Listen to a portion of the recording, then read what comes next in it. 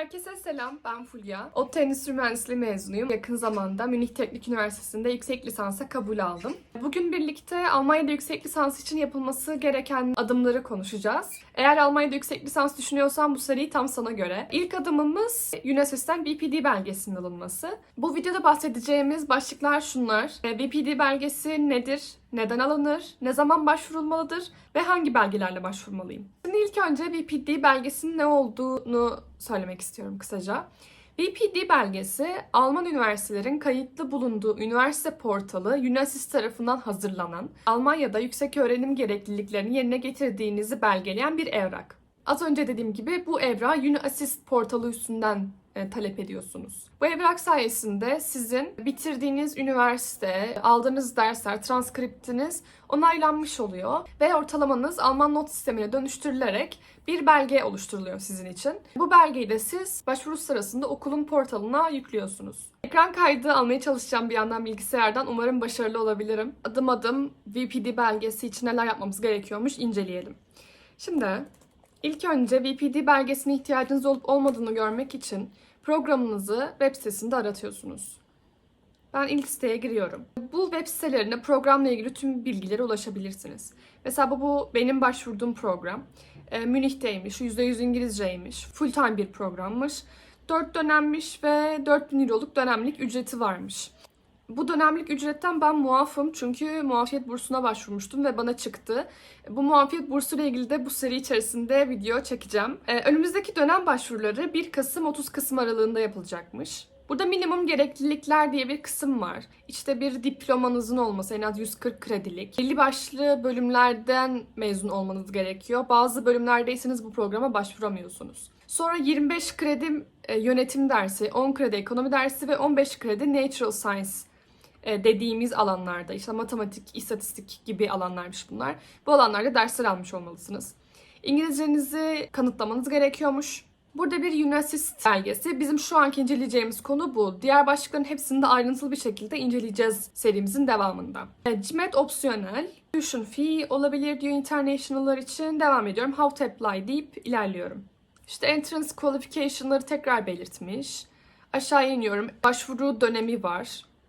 2 aşamalı bir başvuru sürecimiz var, prosedürümüz var. Burada işinize yarayabilecek farklı PDF'ler var. Bunları da diğer videolarda inceleyeceğiz. Şimdi burada biz ilk aşamadayız. Prepare the documents for the application. Burada ihtiyacınız olan dokümanlar için bu linke tıklamanızı istiyor. Bu sayfa yine benzer bir sayfa. Bölüm hakkında, program hakkında bilgiler var. Biraz aşağıya indiğimde burada Documents Required for the Online Application kısmı var. Ve gördüğünüz gibi burada VPD isimli doküman var. Buna tıklıyorum. Buna tıkladığımda beni bir sayfaya yönlendiriyor. Şu anki olduğumuz sayfa, bu sayfaların linklerini aşağıya bırakacağım.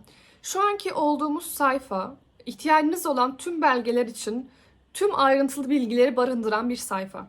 Aradığımız doküman bu. Kimler için gerekli kısımlar var. Ya bizim ülkemizde bu dokümanı almanız zorunlu arkadaşlar. UNASYS'ten alacağız biz bu belgeyi. Fazla bilgi için buraya tıklayın da tıklıyorum ve asıl sayfamıza gelmiş olduk. International öğrenciler için UNASYS'in web sitesi budur. UNASYS'in web sitesini vermiş. Tıklıyorum bir yandan. Buraya okumaya devam edelim. TUM için gerekli olan bir belgeymiş. İhtiyacınız olup olmadığını kontrol edin diyor. Türkiye'den başvururken ihtiyacımız var arkadaşlar. UNASYS'te başvurup VPD belgesi alsanız da ayrı bir şekilde programa da başvurmalısınız. Burada adımlarımız var. Adım adım incelemeye başlayalım. Applying for the VPD UNASYS. Diyor ki portalına gidin, tüm gerekli dokümanları web sitesine yükleyin. Online application sırasında bunu seçin. Option olarak All Degree Courses seçin. Spesifik program seçmenize gerek yok TUM için. Bazı üniversitelerde program özelinde verilen bir belge bu. Münih Teknik Üniversitesi'nde tüm programlar için aynı VPD belgesiyle başvurabilirsiniz. Size sorular sorulacak, birazdan bakacağız zaten. Orada seçmeniz gereken her şeyi yazıyor. Bu belge 1 yıl boyunca geçerli. Başvuracağınız dönem henüz açılmadıysa direkt olarak şu anki dönemi seçin. Siz döneminizi seçiyor dahi olsanız bu işte yaz dönemi için mi, kış dönemi için mi başvurduğunuz önemli değil. İkinci aşamaya geçiyorum. İkinci aşamada deadline süresince şu belgeleri yüklemelisiniz diyor. Bu lisans için olan kısım ve burası da master için olan kısım. Master programı için burada bir degree certificate ve copy of your subjects and grades yani transkript var. ve bu belgelerin İngilizce veya Almanca tercümesini istemiş. Belgeleriniz zaten halihazırda İngilizce veya Almanca ise bu konuda bir şey yapmanıza gerek yok. Üniversite ekstra belgeler isteyebilir diyor. Sonra burada demiş ki sadece gerekli dokümanları yükleyin arkadaşlar. Mesela işte pasaportunuzun fotokopisidir, motivasyon mektubudur, işte dil belgesidir. Bunlara gerek yok. Ya boşu boşuna bunları yüklemeyin. Zaten ihtiyacınız yok. Boşu boşuna kendinizi yormayın bence. Başvurunuzun geçerli olması için sizin tüm dokümanları zamanında yüklemiş olmanız ve ücreti siteye ödemiş olmanız gerekiyor. Şimdi hangi belgeleri yüklememiz gerekiyormuş buna bakalım. Ben hangi belgeleri yüklemişim ve bu şu ana kadarki olan adımları beraber yapalım. Üniversitenin web sitesine gidiyorum. Burada sayfayı İngilizceye çeviriyorum herkesin daha iyi anlaması için. MyAssist yazan yere tıklayabilirsiniz. Az önce web sitesinde gördüğümüz bilgileri dolduracağımız yer burası. Aslında bu bir filtre. Sizin alacağınız BPD'yi sepetinize eklemeniz için yaptığınız bir filtre. Buradan Summer Semester 2025 seçiyorum dönem olarak. Üniversite olarak Münih Teknik Üniversitesi'ni seçiyorum. Şimdi buradaki tüm bilgiler arkadaşlar aslında az önce web sitesinde gördüğümüz bilgiler. Buradaki bilgiler ışığında biz dolduruyoruz aslında bu formu. Federal State'e Bayern diyorum. Type of Degree'ye Master diyorum. Buradakilerin hepsi all kalabilir. Zaten bu bir filtre dediğim gibi. Burada karşımıza çıkıyor. Sepetimize eklememiz gereken ürün. Bunu Select diyorum. Burada bir giriş sayfasına atıyor beni. Ben daha önce kaydolduğum için direkt olarak giriş kısmına attı. Siz Create New Account deyip hesap oluşturabilirsiniz. Sign in diyelim. Bu şimdi karşımızda ürünü görüyoruz. Gördüğünüz gibi doğru ilerliyoruz. Web sitesinde gördüğümüz gibi doğru seçmişiz. Şimdi programa Add to Selection diyorum. Add to Selection dediğimde sepetime gidiyor ürün. Sepetinize bu şekilde geliyor gördüğünüz gibi. Şimdi benim yüklediğim dokümanlara bir bakalım. Ben neler yüklemişim. Burada transkriptimi yüklemişim ve diplomamı yüklemişim. Aslında geçici mezuniyet belgemi yüklemişim. Ben bu formu doldururken henüz diplomam hazır değildi. Bu yüzden geçici mezuniyet belgesi aldım ve bunu yükledim. Yüklüyorsunuz. Burada tıklıyorsunuz. Dokümanınızı seçiyorsunuz. Daha sonra bir kategori ekliyorsunuz. Ancak bu kategoriler bence çok önemli değil. Çünkü ben transkripti hangi kategoriye koyacağımı bilemedim ve other dedim ama problem olmadı zaten açıklamasını yazdığım için. Diplomamı University Certificate kategorisine koymuşum mesela. Siz de böyle yapabilirsiniz. Benim yüklediğim dokümanlar bunlardı arkadaşlar. Bu iki doküman yeterli oldu benim için. Burada istenen dokümanlar da bunlardı. Ben sadece bunları yükledim. Ek bir doküman yüklemedim. Üçüncü adım ücreti ödemek. Sepetimize gidiyoruz. 75 euroluk bir ücret çıkıyor burada. Münih Teknik Üniversitesi'ndeki tüm programlar için aynı VPD belgesini yükleyebiliyorsunuz. Ek bir VPD belgesi almanıza gerek yok. Mesela ben bu VPD ile 2 programa başvurmuştum. Lemood'daki bir programa da başvuracaksınız örnek veriyorum. Onu da seçip sepetinize ekliyorsunuz ve ekstra 30 euro ödüyorsunuz. Ekstra eklediğiniz her VPD belgesi için. Ancak ödemeyi yapmadan önce burada doldurmanız gereken sorular var. Onları beraber dolduralım. Bakalım ben neler yazmışım. 11 tane doldurmanız gereken boşluk varmış. Bunlar zaten kırmızıyla işaretli. Şimdi ilk kısmımız School 1 dediği yer lisenizle ilgili doldurun buraları diyor. Period of attendance demiş. Yani hangi yıldan hangi yıla kadar burada öğrenim gördünüz ayı ile birlikte. Ben bunun için E-Devlet'ten bir kontrol ettim. Hangi ay hangi yıl. Yani yılı biliyordum da hangi ay olduğunu teyit ettim. Sonra name and location of school. Mesela ben burada Adana Science High School. Location'a da Adana/Türkiye yazmıştım. İşte ülkeye Türkiye. Alınan diploma, high school diploma yazdım. Diplomanızı hangi gün aldığınızı yazıyorsunuz ve bu kısımlar bitiyor. İlerliyorum. Have you passed an university entrance exam? Buraya yes dedim. Name of university entrance exam'e YKS galiba açılımını yazdım. Tam net hatırlamıyorum şu an. Burayı ve date of university entrance exam bunları da doldurdum. İşte üniversite diplomanızı Almanya'nın dışında aldınız mı ya? Yes demiştim. If yes, please provide details here demiş. Benzer şekilde hangi yıldan hangi yıla okuduğum, şu üniversitenin adı, lokasyonu, işte okuduğum program Industrial Engineering yazmıştım. Type of program, işte bunları yazdım. Bachelor of Science şeklinde. Successfully completed'da yes dedim.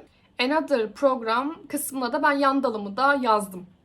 Yani yazmam gerekiyor muydu emin değilim ama ben burada yan dalımı da belirttim. Buraya da Type of Degree'ye Minor in Economics gibi bir şey yazdım. Bunların ne olduğunu da çok açıkçası bilmiyorum. Araştırmadım. Bizim yapmadığımız şeyler. No dedim. Yapacak mısın? Hayır. No dedim. Degree program in Germany'ye no dedim. Bitti. Bu kadar. Save'liyorsunuz. Bunları doldurduktan sonra size ödeme kısmı açılacak. Ödemeyi de yaptığınızda adımları tamamlamış olacaksınız. Aslında adımlar bu kadar. Bak şunu dikkat etmenizi istiyorum. Burada online only application diyor. Yani sizin aslında Almanya'ya bir şey postalamanıza gerek yok. Yanlış bilinen bilgi tam olarak buydu. Bunu düzeltmek istiyorum şimdi. Üniversite sadece online başvuruları kabul ediyor. Tüm dokümanları Mayasis'te yükleyin. Bazı durumlarda üniversite daha sonradan bu belgeleri sizden talep edebilir diyor sadece. Benim internette gördüğüm ve en büyük yanlışlardan biri bu oluşturdukları belgeleri postalıyorlar Almanya'ya. Ben de postaladım çünkü bilmiyordum o sırada. Postaladıktan sonra öğrendim aslında sadece online başvuru yapmak yeterliymiş. Sanıyorum ki önceden postalanması gerekiyormuş Münih Teknik Üniversitesi için. Ancak daha sonrasında sadece online başvurular kabul edilmeye başlanmış. Bu yüzden artık postalamamıza gerek yok. İkinci yanlış da şu, okulun web sitesinde de yazıyordu, görmüştük birlikte. İstenen belgeler aslında diploma ve transkript, yani bölümden bölüme göre değişebilir. Tüm bölümler için siz yine kontrol edin. Ancak TUM'un web sitesinde belirtilen şey bu. Sadece diplomanız ve transkriptiniz olduğunda yeterli oluyor. Yani sizin boşu boşuna İngilizce dil belgesidir, motivasyon mektubudur, pasaportunuzun fotoğrafıdır, bunları yüklemenize gerek yok. Çünkü bunları istememişler zaten. Gördüğünüz gibi ben sadece 2 belge yüklemişim ve BPD belgemi almışım. Şimdi bir de ne kadar sürdüğüne bakalım benim başvurumun. Ödemeyi 25 Nisan'da yapmışım. Dokümanlarımı birini 25 Nisan'da, birini 29 Nisan'da yüklemişim. Burada bir öğrenci işleri hata yaptığı için sonradan tekrar yüklemem gerekti belgemi. Bana 3 Mayıs'ta Confirmation of Receipt gelmiş. Şimdi bu belge sizin VPD'nizin son hali değil. Bu belge şu demek. Siz zamanında ücreti ödemişsiniz ve zamanında belgelerinizi online bir şekilde yüklemişsiniz. Üniversitedeki başvuru süreci ve belgeyi alma süreci uzun sürebiliyor arkadaşlar. Yani 8-10 haftayı bulabiliyor bu süreç. Şimdi adım adım ilerlemek adına okulun sitesine geri döndüm. Bakalım diğer adımlarda neler söylüyor. 4. Burada deadline'ı vermiş. Master programımız için deadline ne zamanmış? Başvuru periyodunun sonuna kadar. Ancak şurada şöyle bir güzellik var. Başvuru periyodunun sonuna kadar siz BPD'nin son halini yüklemek zorunda değilsiniz aslında. Burada bir geçici belge yükleyebiliyorsunuz. Şimdi hemen ondan bahsediyorum. Bu da 5. adımda ayrıntılı bir şekilde anlatılmış. 5. adım bize diyor ki, eğer diyor BPD'nin son hali elinizde varsa bunu başvuru portalına yükleyebilirsiniz. Eğer son hali elinizde yoksa ancak siz zamanında ve tam bir şekilde bu başvuruyu yaptıysanız bir confirmation formu yükleyebilirsiniz VPD yerine. Bu geçici bir belge ve final VPD yerine yükleyebileceğiniz bir belge. Form sayesinde siz VPD için zamanında başvurduğunuzu TUM'a beyan etmiş oluyorsunuz. Şimdi bu forma bakalım. Şimdi bu böyle bir form. İşte soyadınızı, adınızı, doğum tarihinizi ve başvuru numaranızı girdikten sonra işte burada yer Türkiye yazmıştım ben buraya. Tarih ve imzayı atıyorsunuz. Bu imzayı attığınızda siz aslında ne yapmış oluyorsunuz arkadaşlar? Gerekli olan tüm adımları ben zamanında yaptım. Başvurumun incelenmesini ve onaylanmasını bekliyorum demiş oluyorsunuz. BPD başvuru süreci 8-10 hafta sürebiliyor. Başvuru periyodundan sonrasına sarkabiliyor. Bu bekleme sürecinde BPD'nin final versiyonu yerine bu confirmation PDF'ini yükleyebiliyorsunuz. Final VPD'yi aldığınız an bunu da yüklemelisiniz siteye. Zorunlu yani bu. Final VPD yüklemediğiniz sürece başvurunuz gerçekleşmemiş sayılıyor. Başvuru sayfasında eğer final halini yüklemediyseniz not okay olarak kalıyor. Summer semester için 15 Şubat'a kadarmış bunu yükleme tarihi. 7. adıma geçelim. Siz bu süreç içerisindeyken final VPD'niz geldi diyelim. Benim final VPD'm ne zaman gelmiş bakalım. Benim final VPD'm 6 Haziran'da gelmiş arkadaşlar. Yani ben 25 Nisan'da başvurmuşum. 3 Mayıs'ta confirmation belgesi gelmiş. 6 Haziran'da VPD belgesi gelmiş bana. Unionsys 4-6 hafta sürebilir demiş. Bu belgeyi sisteme yükledim. VPD belgesi süreci bu şekilde. Yani olabildiğince ayrıntılı bir şekilde anlatmaya çalıştım.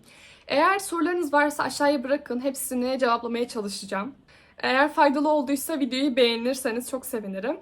Daha fazla içerik için abone olmayı unutmayın. Birlikte başvuru süreci için yapmanız gereken diğer adımları da konuşacağız. Ve bu Almanya'da yüksek lisans için öğrendiğim her şeyi bu seriyle size aktarmaya çalışacağım. Umarım hoşunuza gitmiştir. Diğer videolarda görüşmek üzere. Kendinize çok iyi bakın. Hoşça kalın.